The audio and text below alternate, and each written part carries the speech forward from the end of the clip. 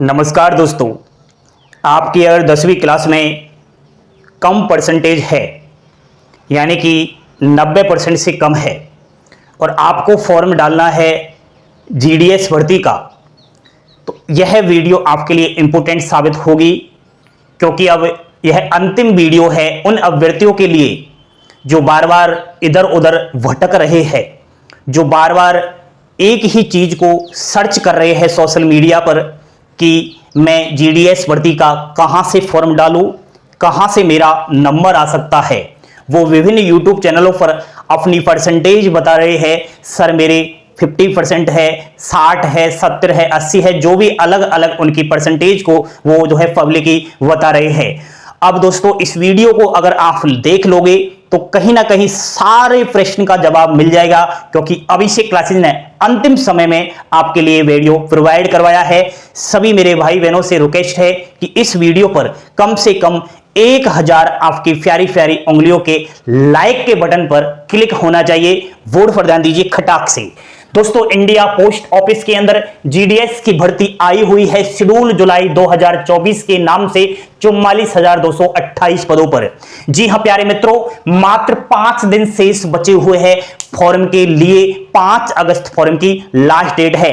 इन 5 दिनों में हमें एक जल्दी से रणनीति बना लेनी है और ऐसी रणनीति बनानी है ताकि हम सिलेक्शन की ओर बढ़ जाए।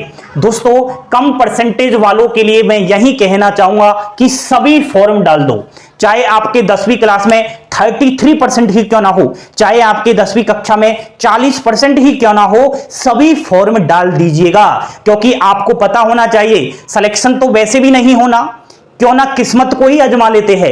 कभी कभी दोस्तों किस्मत के आगे कोई नहीं टिकता है। इसमें किसी भी प्रकार का कोई भी परीक्षा नहीं हो रही, ना ही कोई फिजिकल इंटरव्यू हो रहा, डायरेक्ट आपको नौकरी दी जाएगी। केवल फॉर्म अप्लाई कर दो, 10वीं की परसेंटेज से मेरिट लिस्ट निकल जाएगी। क्या पता आपका सिलेक्शन हो जाए, क्योंकि मैं आपके सिलेक्शन के लिए बहुत ही शानदार वीडियो लेकर आ चुका हूं। मात्र एक रास्ता है दोस्तों, कितने रास्ते हैं और उस रास्ते को थोड़ा ध्यान से सुनना है।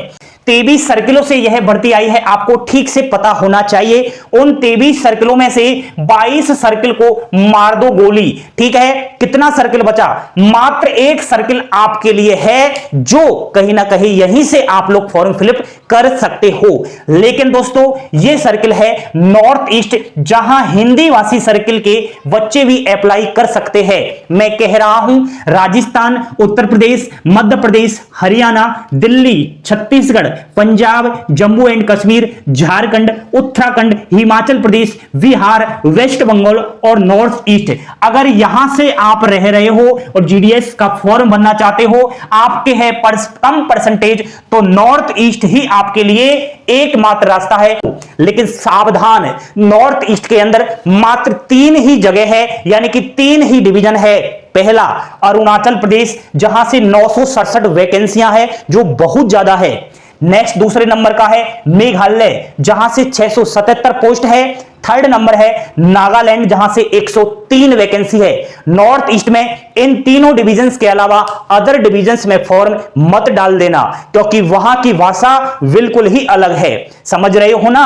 अब दोस्तों यहां मैं बता देता हूं कि अरुणाचल प्रदेश से अगर आप फॉर्म डालोगे तो हिंदी इंग्लिश तो है ही, उसके अलावा अरुणाचल प्रदेश में 23 स्थानीय भाषा भी है, तो उन स्थानीय भाषाओं का ज्ञान होना चाहिए। मेरा कहने का मतलब यह नहीं कि आपको वो स्थानीय भाषा आनी चाहिए, आओ या मत आओ उससे कोई फर्क नहीं पड़ता, क्योंकि जब आपकी नौकरी लग जाएगी उस समय इन भाषाओं से कोई भी काम नहीं पड़ने वाला, वहां केवल हिंदी में ही काम चल जाएगा। समझ रहे हो दोस्तों? यह केवल प्रूफ के तौर पर इन स्थानीय भाषाओं का एक सर्टिफिकेट बनाना होगा। क्या 23 भाषाओं का ही हमें सर्टिफिकेट बनाना है? नहीं प्यारे बच्चों, मात्र एक स्थानीय लैंग्वेज का आपको सर्टिफिकेट बनाना है।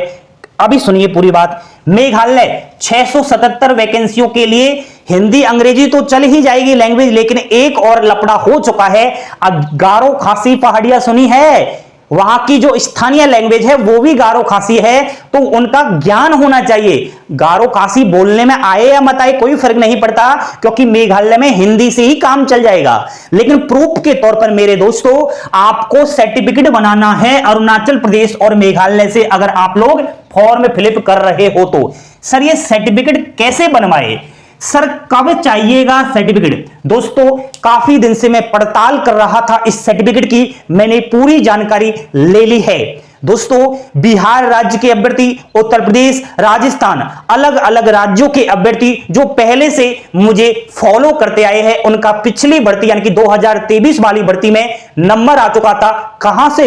अरुणाचल प्रदेश और मेघालय से। और आज वो नौकरी कर रहे हैं जीडीएस, बीपीएम, एबीपीएम और डाक सेवक के पद पर। मेरी उनसे फोन पर बात हुई थी। उनका कहना है सर यहां के स्थानीय बच्चों को भी यह नहीं पता कि यह सर्टिफिकेट कैसे बनेगा। फिर आप तो बाहरी राज्य के विद्यार्थी हो, आपको कैसे पता चलेगा?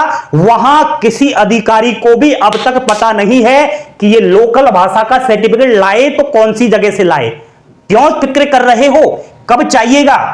दोस्तों पहला डॉक्यूमेंट वेरिफिकेशन आपके खुद के ही राज्य में होगा, आसानी से निकल जाओगे।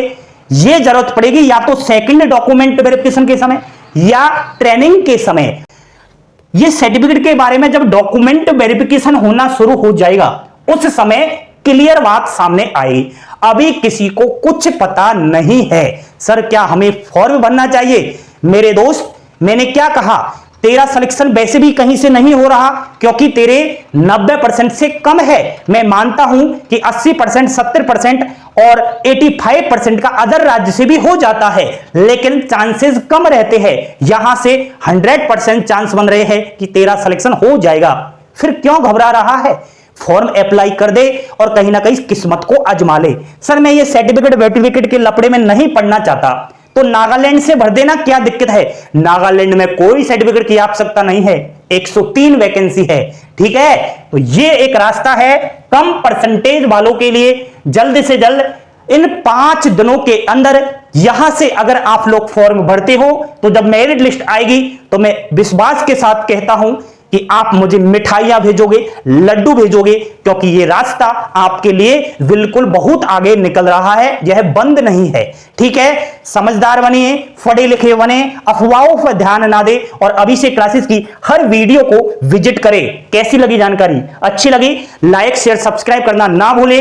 कोई भी सवाल है बेझिझक आप जो है कमेंट बॉक्स में मैसेज छोड़ देना। लाइक का बटन दबाए, इतना दबाए कि कहीं ना कहीं सब दुनिया को पता चल जाए कि अभिषेक क्लासेस ने आप तक पहुंचा दी है लास्ट के 5 दिनों के लिए सटीक रणनीति, वो भी कम परसेंटेज वालों के लिए। जय हिंद, जय भारत।